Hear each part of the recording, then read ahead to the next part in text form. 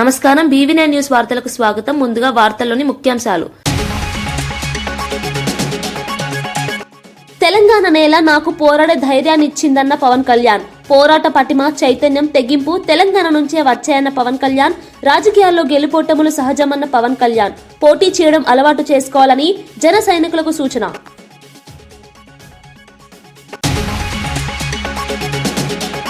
అమరావతిలో మంత్రులు, IAS అధికారులు, జడ్జిల నివాస భవనాల నిర్మాణాలపై మంత్రి నారాయణ కీలక వ్యాఖ్యలు. అమరావతిలో 4026 భవనాలు, ఫ్లాట్లు నిర్మాణంలో ఉన్నాయన్న నారాయణ. ఏప్రిల్ నాటికి పూర్తి చేసి హ్యాండ్ ఓవర్ చేస్తామన్న మంత్రి. వర్షాల కారణంగా కొన్ని పనులు ఆలస్యమయ్యాయని వెల్లడి. గోవిందరాజస్వామి ఆలయ ఘటనపై భూమన ఆగ్రహం. కూటమి పాలనలో ఆలయ భద్రత దెబ్బతిందన్న భూమన. దర్శనాల వివరాలు బహిర్గతం చేయాలని డిమాండ్. తిరుమల పవిత్రతపై ప్రభుత్వ వైఫల్యమే కారణమని ఆరోపణ.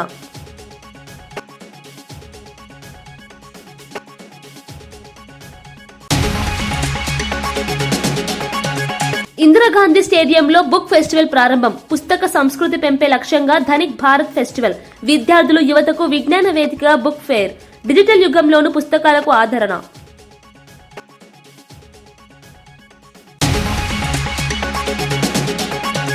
గృహజ్యోతి పథకంతో 3596 కోట్ల ఆదా. 200 యూనిట్ల ఉచిత విద్యుత్ అమలులో ప్రభుత్వం ఉందన్న భట్టి. గృహజ్యోతి వల్ల పేద కుటుంబాలకు భారీ ఊరట. ప్రతిపక్ష ఆరోపణలు నిరాధారమన్న భట్టి విక్రమార్క.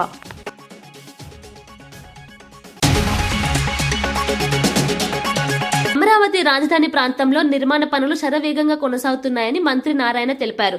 రాజధాని ప్రాంతంలో పర్యటించిన ఆయన ప్రధాన కార్యదర్శులు, మంత్రులు, న్యాయమూర్తుల కోసం నిర్మిస్తున్న బంగాళాలు, అపార్ట్మెంట్లను పరిశీలించారు. అమరావతిలో మొత్తం 4026 భవనాలు, ఫ్లాట్లు నిర్మిస్తున్నామని, అందులో 186 బంగాళాలు, 3850 అపార్ట్మెంట్లు ఉన్నాయని వివరించారు. ఏప్రిల్ నెలలో ఈ భవనాలను అందజేయడమే లక్ష్యంగా పనిచేస్తున్నామని చెప్పారు. ఈ ఏడాది భారీ వర్షాల కారణంగా కొంత ఆలస్యం జరిగినప్పటికీ పనులు ఆగలేదన్నారు. వర్షాలు తగ్గగానే నిర్మాణాలను వేగవంతం చేశామని వెల్లడించారు. అమరావతిని ప్రపంచ స్థాయి రాజధానిగా తీర్చిదిద్దాలన్నదే ప్రభుత్వ లక్ష్యమని తెలిపారు. అన్ని వసతులతో కూడిన పరిపాలన కేంద్రంగా అమరావతిని అభివృద్ధి చేస్తామని మంత్రి నారాయణ స్పష్టం చేశారు. జడ్జిస్కు 36, 186 బంగళాలు, ఇండివిజువల్ హౌసెస్. అదేవిధంగా ఎమ్మెల్యేలు, MLCకి 12 టవర్లతో 288 హౌసెస్ కడుతున్నాం. అదేవిధంగా ఆల్ ఇండియా సర్వీస్ ఆఫీసర్స్కి 6 టవర్లలో 144 హౌస్ కడుతున్నాం. NGOస్కి 21 టవర్స్లో 1968 హౌసెస్ కడుతున్నాం. అదేవిధంగా gazetted officer type 1, type 2 8 టవర్లలో 720 houses కడుతున్నాం. అదేవిధంగా గ్రూప్ D ఆఫీసర్స్ 6 టవర్సు 720 మంది కడుతున్నాం. మొత్తం ఏదైతే ఇండివిజువల్ హౌసెస్ బంగాళాలు కాకుండా 3840 అపార్ట్మెంట్ మోడల్లో హౌసెస్ కడుతున్నాం. సో బంగాళాలు తర్వాత అపార్ట్మెంట్ మోడల్ కట్టే హౌస్ అన్నీ తీసుకుంటే 4026. ఇవన్నీ కూడా ఎంతో వేగవంతంగా జరుగుతున్నాయి. మీకు అందరికీ తెలిసిందే, ఈ సంవత్సరం వర్షాలు అధికంగా రావటం, 4 నెలలు అయితే ఆల్మోస్ట్ వర్క్ పూర్తిగా చేయలేకపోయారు. వర్షాలు పోయిన తర్వాత అన్ని వర్క్స్ టేకప్ అయినాయి. అండర్గ్రౌండ్ డ్రైనేజ్ కానీ, డ్రింకింగ్ వాటర్ కానీ, రోడ్ తర్వాత UGD కానీ, తర్వాత ఎలక్ట్రికల్ కేబుల్స్ కానీ అండర్గ్రౌండ్, అదేవిధంగా టెలిఫోన్ కేబుల్స్ కానీ, సెంటర్ డివైడర్ కానీ, బఫర్ ఏరియా గ్రీనరీ కానీ, ఈవెన్ గ్రీనరీ కూడా స్టార్ట్ అయింది.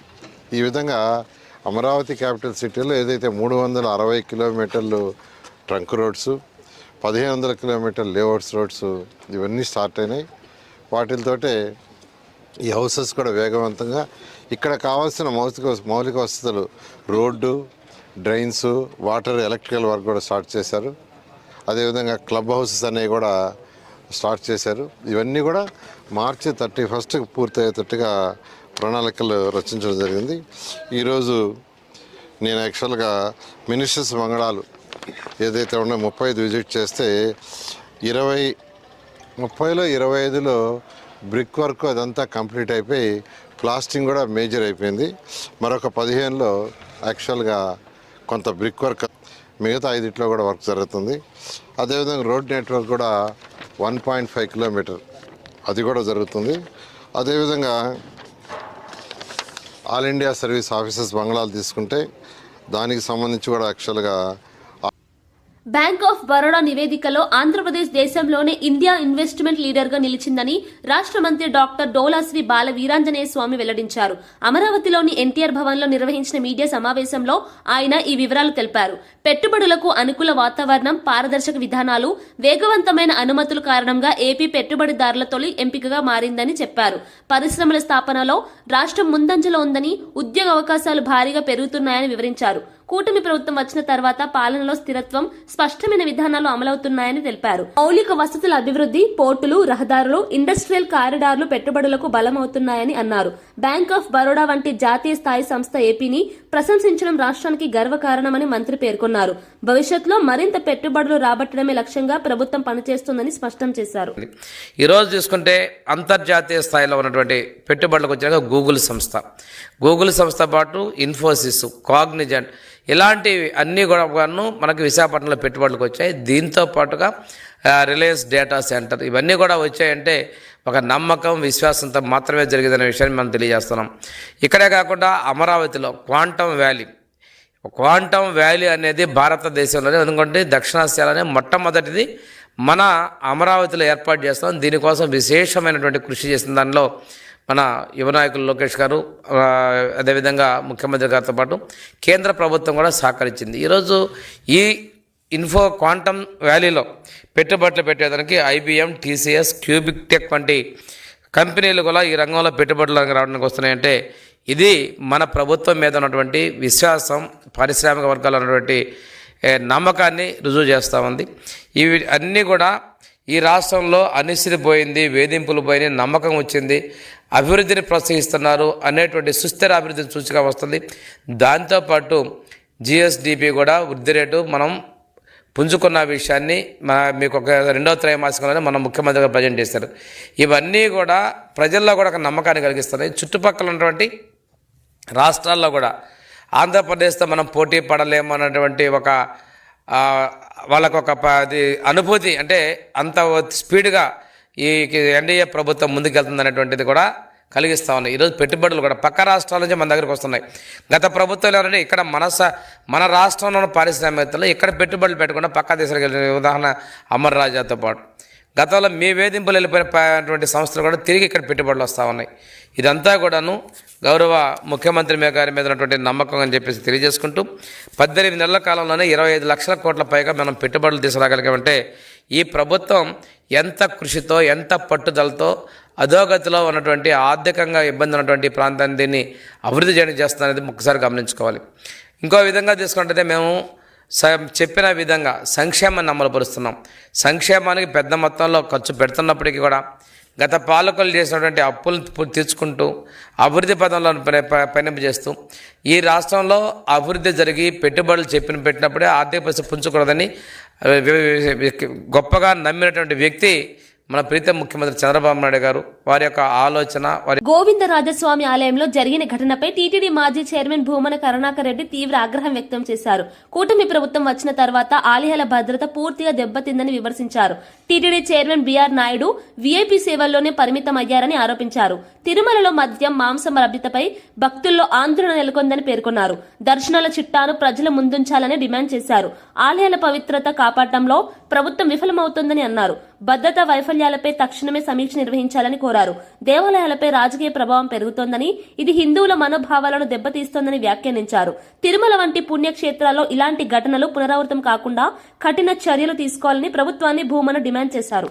ఆలయ ప్రతిష్ట పూర్తిగా మంటగలిపే విధంగా వాళ్ల చర్యలన్నీ కూడా స్పష్టంగా కనిపిస్తున్నాయి. ఎంతసేపు మేమేదో గొప్పలు చేశాము అని చెప్పుకొని భజంత్రీలు చేయించుకుంటూ ఉండటమే తప్ప ఆలయ ప్రతిష్టకు కానీ, ఆధ్యాత్మిక పరిరక్షణకు కానీ, ధర్మాన్ని కాపాడాలన్న ఉద్దేశం కానీ ఏమాత్రం కూడా లేకుండా వివిఐపీల సేవలో తరిస్తున్నటువంటి బిఆర్ నాయుడు గారి నేతృత్వంలో తిరుమల ఆలయం మరింతగా పాలన గాడి తప్పింది. సాక్షాత్తు వెంకటేశ్వర స్వామి అగ్రజునిగా పూజలు అందుకుంటున్నటువంటి టిటిడి ప్రధాన ఆలయాలలో ఒకటైనటువంటి గోవిందరాజస్వామి ఆలయ రాజగోపురం మీద ఒక తాగుబోతు కలశాల మీదకి వెళ్ళి అక్కడున్నటువంటి చిన్న విగ్రహాలను కాళ్లతో తొక్కుతూ అక్కడి నుంచి నాకు మందు కావాలి అని డిమాండ్ చేస్తున్నాడు అని అంటే భద్రతా వ్యవస్థ ఎంత దారుణంగా పడిపోయిందో తిరుమల ఆలయంలో టీటీడీ నిర్వహణలో దీన్ని బట్టి చూస్తే చాలా స్పష్టంగా అర్థమైపోతుంది. ఘోరాతి ఘోరమైనటువంటి అపచారం ఇది.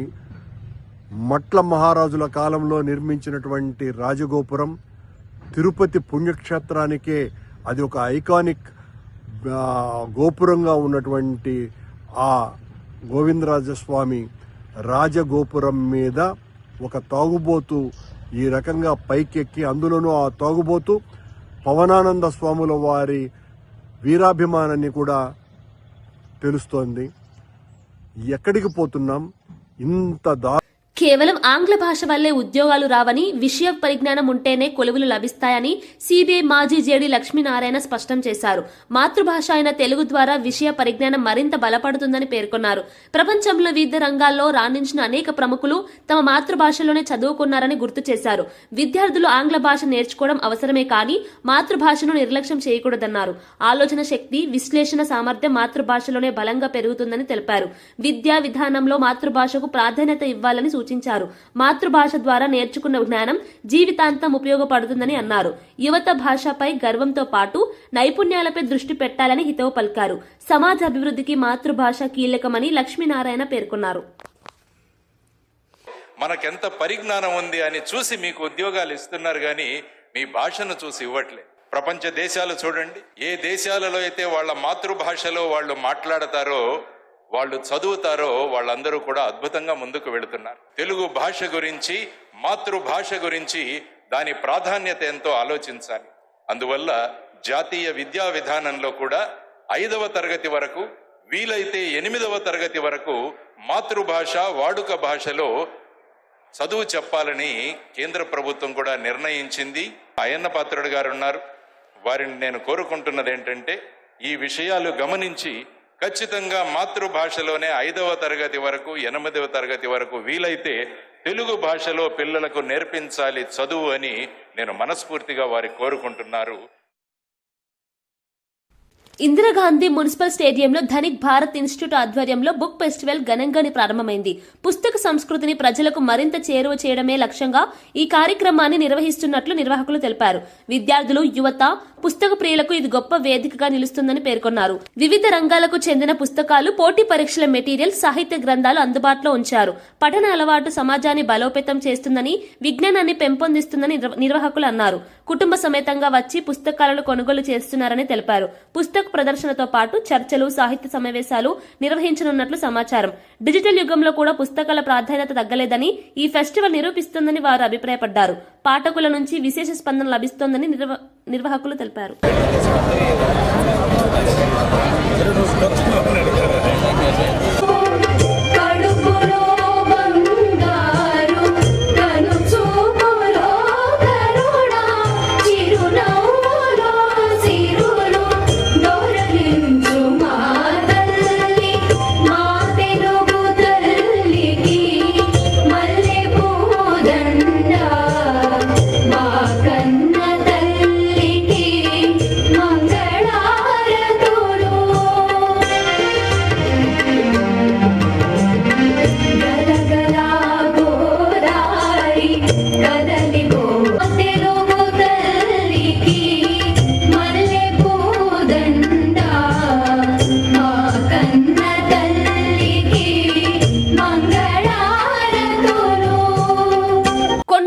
Deputy CM Pawan Kalyan, TTD chairman BR Naidu, Anjanna స్వామిని దర్శించుకున్నారు. ఆలయ అర్చకులు పవన్ కళ్యాణ్ కు సంప్రదాయ మర్యాదలతో స్వాగతం పలికారు. టీటీడీ ఆధ్వర్యంలో కొండగట్టు ఆలయ అభివృద్ధి పనులు వేగంగా సాగుతున్నాయని తెలిపారు. 35.19 కోట్లతో నిర్మించనున్న ధర్మశాల, వసతి గృహాలకు త్వరలో శంకుస్థాపన చేయనున్నట్లు వెల్లడించారు. భక్తులకు మెరుగైన సౌకర్యాలు కల్పించడమే లక్ష్యమని పవన్ కళ్యాణ్ చెప్పారు. ఆలయ అభివృద్ధితో పాటు పరిసర ప్రాంతాల అభివృద్ధిపైన దృష్టి పెట్టాలని అధికారులకు సూచించారు. కొండగట్టు ఆలయం తెలంగాణలో ప్రముఖ పుణ్యక్షేత్రమని పేర్కొన్నారు. భక్తుల రద్దీ దృష్ట్యా మౌలిక వసతులు మరింత విస్తరించాలని అన్నారు. ప్రభుత్వం దేవాలయాల అభివృద్ధికి పూర్తి సహకారం అందిస్తుందని పవన్ కళ్యాణ్ స్పష్టం చేశారు. వెంకటేశ్వర స్వామినః ఏవం శ్రీ ఆంజనేయ స్వామినః కృపయా లోక కళ్యాణార్థం సంకల్పిత యజమానస్య శ్రీమాన్ శ్రీమతః జనకుల గోత్రోద్భవస్య యజమానస్యాః కొణిదల కళ్యాణామదయస్య యజమానస్య సహకుటుంబస్య చ ఏతేషాం సర్వేషాం భక్తజనానాం సహకుటుంబానాం చ క్షేమస్థైర్యధైర్య వీర్య విజయా భయాయుః ఆరోగ్యైశ్వర్య ధనధాన్య పుత్రపౌత్రాభివృద్ధ్యర్థం సంకల్పిత లోక కళ్యాణార్థం ప్రజా సంక్షేమార్థం సంకల్పిత నూతన నిర్మాణ శ్రీ ఆంజనేయ స్వామినః సన్నిధోజ నూతన గృహ నిర్మాణ కర్మణి ఆదో శిలాఫలక సుముహూర్తః కాలే యజమానస్యాః శ్రీ లక్ష్మీ ప్రసన్న వెంకటేశ్వర స్వామినః శ్రీ ఆంజనేయ స్వామినః కృపయా షోడశోపచార పూజాంచ కరిష్యే. శ్రీ వెంకట తదాగ్రే భూతస్య జాతః పతిరేక ఆసేత్ సదాధార పృథివేన్యాముదేవాంగస్మై దేవాయ హవిషా విధేమ. దీనికి సహకారం తెలిపిన ఆంధ్రప్రదేశ్ దేవాదాయ శాఖ మంత్రి శ్రీ ఆనం రామనారాయణ రెడ్డి గారికి, గౌరవ ముఖ్యమంత్రి శ్రీ నారా చంద్రబాబు నాయుడు గారికి, టీటీడీ ఈవో అనిల్ కుమార్ సింఘాల్ గారికి, టీటీడీ అడిషనల్ ఈవో వెంకయ్య గారికి, టీటీడీ జేఈఓ శ్రీ వీరబ్రహ్మం గారికి, టీటీడీ ప్రధాన ఇంజనీర్ శ్రీ సత్యనారాయణ గారికి పేరు పేరు అందరికీ నా హృదయపూర్వక కృతజ్ఞతలు.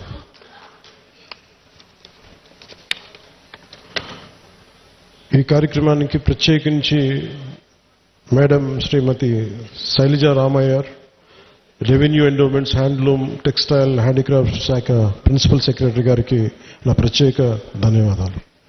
కలెక్టర్ అండ్ జిల్లా మేజిస్ట్రేట్ జగిత్యాల శ్రీ సత్యప్రసాద్ గారికి, తెలంగాణ దేవాదాయ విభాగం కమిషనర్ శ్రీ ఎస్ హరీష్ గారికి, అసలు దీనికి సంబంధించి ధార్మిక్ అడ్వైజర్, మన తెలంగాణ ప్రభుత్వానికి ధార్మిక్ అడ్వైజర్ శ్రీ గోవింద్ హరి గారికి నా నమస్కారాలు తెలియజేసుకుంటూ, వారు తెలియజేసిన విషయం మీకు చేస్తున్న, తెలంగాణ ప్రభుత్వం ముఖ్యంగా కొండగట్టుకు సంబంధించి మాస్టర్ ప్లాన్ చేస్తుంది. దీనికి ఈ రోజున మీరు శ్రీకారం చుట్టారని నాకు చెప్తా ఉంటే నాకు చాలా ఆనందపడింది. ఎందుకంటే ఇది ఆంజనేయ స్వామి ఒకరి సొత్తు కాదు, ఒక ప్రాంతపు సొత్తు కాదు, అది విశ్వంతర్యమైన యూనివర్సల్ గాడ్. సో అలాంటి స్వామివారికి సేవ చేసుకునే భాగ్యంలో భాగంగా మాకు ఈ భాగ్యం కలగటం చాలా చాలా ఆనందంగా ఉంది. అలాగే మన అడ్డూరి లక్ష్మణ్ కుమార్ గారు ప్రత్యేకించి చెప్తా, దీనికి గిరి ప్రదక్షిణ లాంటి ఉంటే బాగుంటుంది, మీరందరూ పూనుకుంటే బాగుంటుంది అనుకుంటే, నేను ఇది రామసేవ, ఇది అలాగే ఇది బజరంగ బలి సేవ, ఇది దీనికి నా వంతు కృషిని ఖచ్చితంగా చేస్తాను.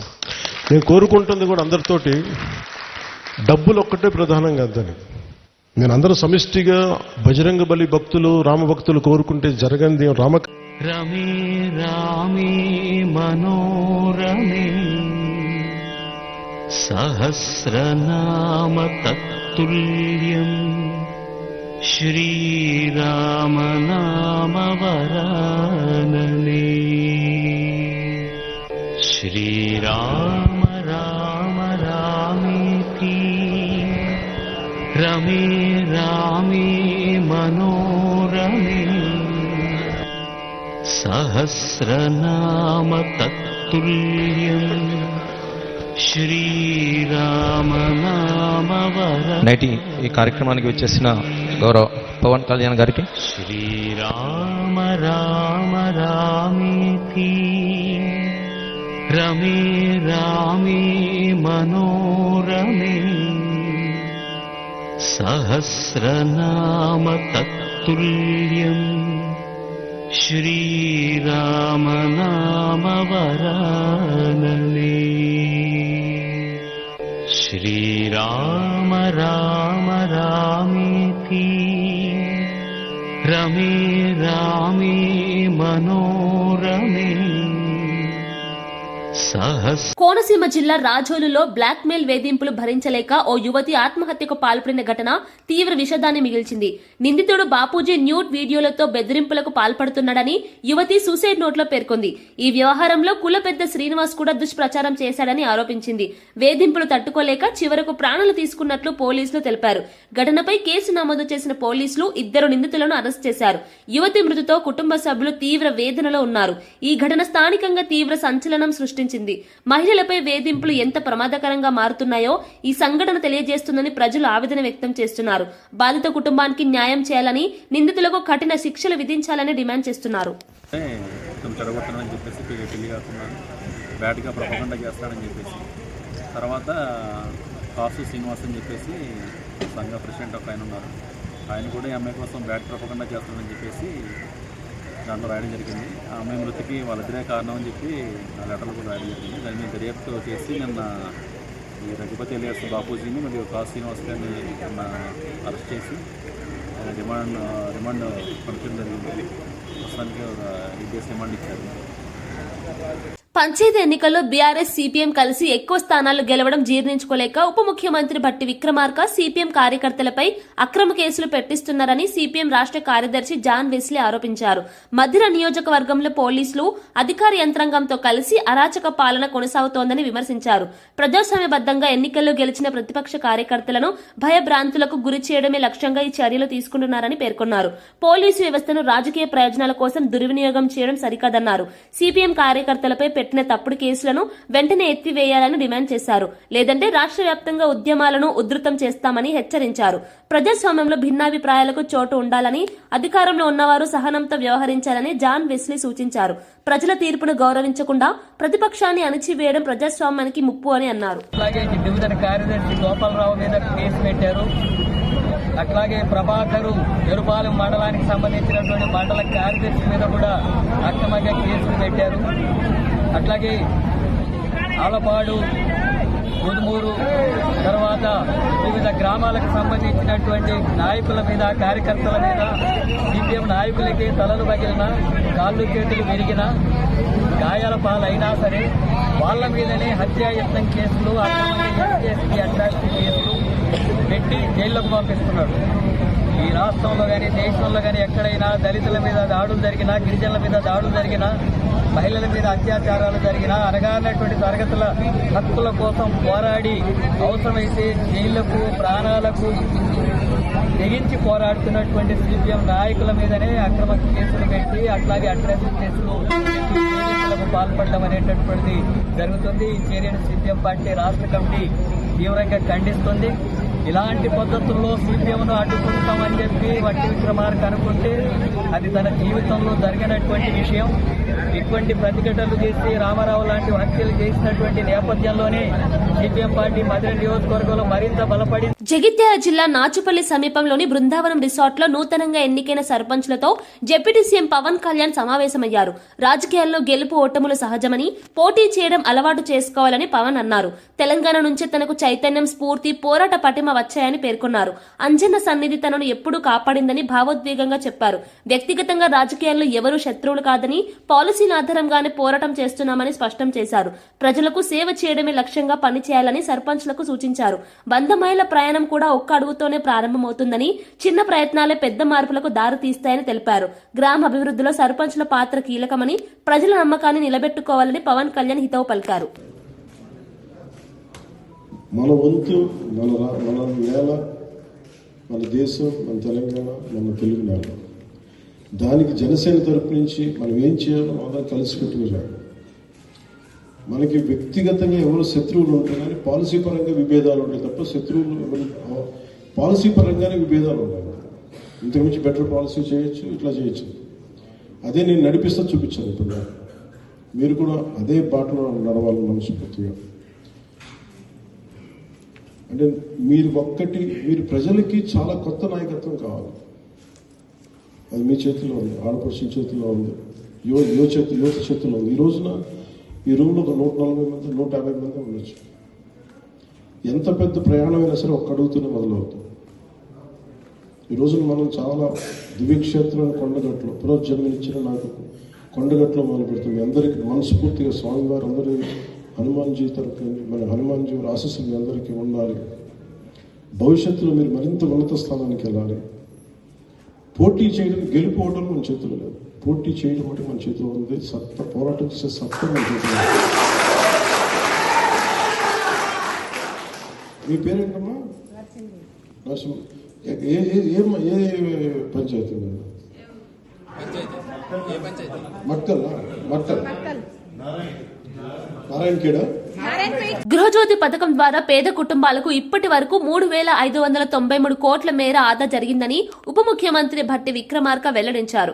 ఎన్నికల్లో ఇచ్చిన హామీ మేరకు 200 యూనిట్ల ఉచిత విద్యుత్ పథకాన్ని ప్రభుత్వం సమర్థవంతంగా అమలు చేస్తోందని తెలిపారు.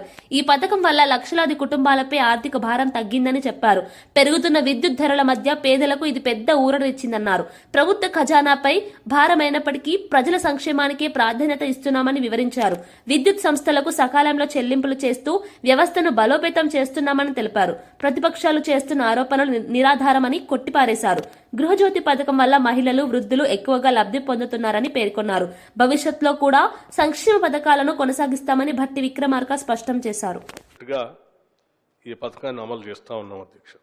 వెరసి మొత్తంగా రాష్ట్రంలో 52,82,498 కుటుంబాలకి ఈరోజు ఉచితంగా అంటే వారు కట్టాల్సిన బిల్లుల్ని వారి తరఫున రాష్ట్ర ప్రభుత్వం ఈ ఎస్పీడీసీఎల్కి, ఎన్పీడీసీఎల్కి బిల్లులు చెల్లిస్తూ ఉంది అధ్యక్ష. ఇప్పుడు ఈ పథకాన్ని అమల్లో తీసుకొచ్చిన దగ్గర నుంచి 2025 డిసెంబర్ వరకు రాష్ట్ర ప్రభుత్వం 3,593 కోట్ల రూపాయలని ప్రజల పక్షాన రాష్ట్ర ప్రభుత్వం వారు చెల్లించింది అధ్యక్ష. ఈ ఆదా చేసినటువంటి 3,593 కోట్ల రూపాయలు వాళ్ళ కుటుంబాలు ఎదగటానికి, వాళ్ళ పిల్లలు చదివించుకోవటానికి, వాళ్ళు ఆర్థికంగా నిలదొక్కుకోవటానికి ఉపయోగపడినందుకు ఈ రాష్ట్ర ప్రభుత్వం ఈరోజు చాలా సంతోషిస్తూ ఉంది అధ్యక్ష. ఇప్పటివరకే కాదు, భవిష్యత్తులో కూడా మేము ఈ పథకాన్ని కొనసాగిస్తాం. 200 యూనిట్లు ఉచితంగా రాష్ట్ర ప్రజలకు మేము ఇచ్చినటువంటి మాట ప్రకారం ఇస్తూ ఉంటాం. వార్తలు ముగించే ముందు ముఖ్యాంశాలు మరోసారి. తెలంగాణ నేల నాకు పోరాడే ధైర్యాన్ని ఇచ్చిందన్న పవన్ కళ్యాణ్. పోరాట పటిమ, చైతన్యం, తెగింపు తెలంగాణ నుంచే వచ్చాయన్న పవన్ కళ్యాణ్. రాజకీయాల్లో గెలుపోటములు సహజమన్న పవన్ కళ్యాణ్. పోటీ చేయడం అలవాటు చేసుకోవాలని జన సైనికులకు సూచన.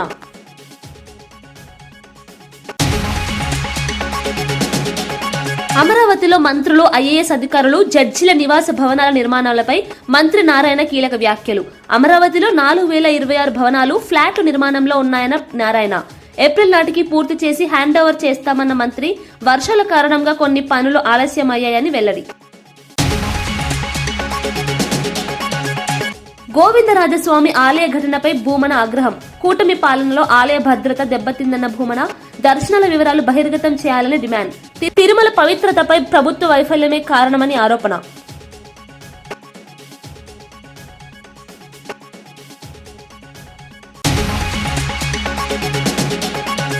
ఇందిరాగాంధీ స్టేడియంలో బుక్ ఫెస్టివల్ ప్రారంభం. పుస్తక సంస్కృతి పెంపే లక్ష్యంగా ధనిక్ భారత్ ఫెస్టివల్.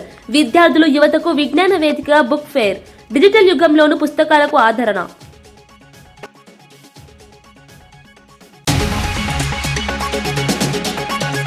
గృహజ్యోతి పథకంతో 3,596 కోట్ల ఆదా.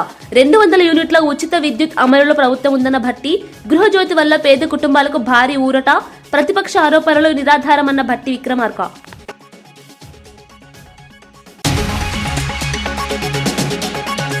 ఇవి ఈనాటి వార్తా విశేషాలు. మరో బులెటిన్లో మళ్ళీ కలుద్దాం. నమస్కారం.